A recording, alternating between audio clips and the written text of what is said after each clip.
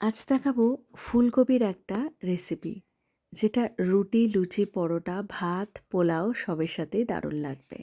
চলুন তাহলে রেসিপিটা শুরু করা যাক। আলু ফুলকপি তরকারি করার জন্য যেমনভাবে ফুলকপি আর আলু কেটে নেওয়া হয়, ঠিক তেমনভাবেই ফুলকপি আর আলুটাকে কেটে নেব।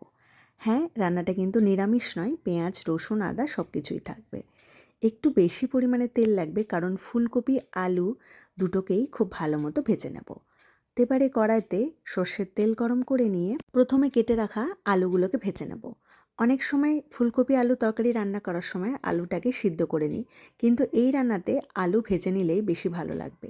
এবারে আলু ভাজা হয়ে গেলে তুলে রেখে দিয়ে ওই তেলের মধ্যেই ফুলকপিটাকে প্রথমে গ্যাসের ফ্লেমটাকে কম রেখে ভেজে নেব, তারপরে হাই ফ্লেম করে বেশ ভালো করে ভেজে নিতে হবে, যাতে আলু ফুলকপি দুটোই সিদ্ধ হয়ে যায় এমনভাবে ভেজে নিতে হবে। তো এবারে ফুলকপি ভাজা হয়ে গেলে তুলে রেখে দিয়ে ওই তেলের মধ্যেই দিয়ে দেবো জিরে ফোড়ন। জিরে দিয়ে কেটে রাখা পেঁয়াজ দিয়ে ভালো করে ভেজে নেব। পেঁয়াজ প্রথমে ভালো করে কিন্তু ভেজে নিতে হবে, তারপরেই দেবো আদা বাটা আর রসুন বাটা। আবারও একটু নাড়াচাড়া করে নিয়ে এবারে দিয়ে দেবো নুন, হলুদ গুঁড়ো, জিরে গুঁড়ো, ধনে গুঁড়ো আর কাশ্মীরি লঙ্কার গুঁড়োর সাথে লঙ্কাটা আপনাদের স্বাদ অনুসার দেবেন। সামান্য একটু জল দিয়ে মশলাটাকে ভালো করে কষিয়ে নেব। এবার একটা মিক্সিং জারের মধ্যে নিয়ে নেব টমেটো আর কাজু বাদাম। জল ছাড়া একটা স্মুথ পেস্ট রেডি করে নেব। পেস্ট রেডি করা হয়ে গেছে, এবারে মশলা কষানো হয়ে গেছে, এবারে দিয়ে দেবো টমেটো পেস্ট। টমেটো দিয়েও সামান্য মিক্সিং জার ধোয়া জল দিয়ে আবারও মশলাটা বেশ ভালো করে কষিয়ে নিতে হবে। দেখতেই পাচ্ছেন কালারটা একদমই অন্য রকমের হয়ে গেছে। এখানে আরও একটা জিনিস দেওয়ার আছে, সেটা হচ্ছে টক দই।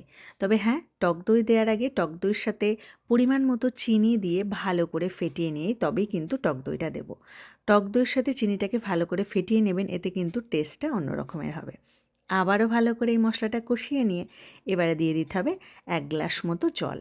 জল দিয়ে বেশ ভালো করে প্রথমে ফুটিয়ে নেব, তারপর সবজিটা দেব। আর আপনারা চাইলে এখানে গরম জলও ব্যবহার করতে পারেন। এবারে দিয়ে দিলাম আলু আর ফুলকপি। সামান্য নাড়াচাড়া করে নিয়ে আর কিচ্ছু করার দরকার নেই।